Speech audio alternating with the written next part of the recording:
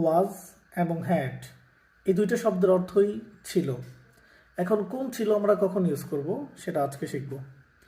Subject যখন নিজেই কোনো একটা জায়গায়, কোনো একটা সিচুয়েশনে কিংবা কোনো একটা অবস্থার মধ্যে থাকে তখন আমরা ওয়াজ ইউজ করব। যেমন I was in a trouble, he was at school. এই দুইটা বাক্যের মধ্যেই সাবজেক্ট কোনো একটা অবস্থার মধ্যে ছিল, সাবজেক্ট স্কুলে ছিল, সাবজেক্ট কোনো একটা সমস্যার মধ্যে ছিল।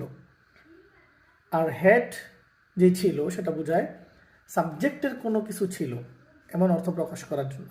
যেমন I had some problems, she had 2 cars. So এখানে সাবজেক্টের প্রবলেম ছিল, সাবজেক্টের গাড়ি ছিল, সাবজেক্ট কিন্তু নিজে ছিল না। সো সাবজেক্ট যখন নিজেই কোনো একটা জায়গার মধ্যে থাকবে, যে কোনো অবস্থা থাকতে পারে, তখন ওয়াজ। আর সাবজেক্টের কোনো একটা অবজেক্ট থাকবে বা ছিল, তখন হচ্ছে হ্যাড। Thank you.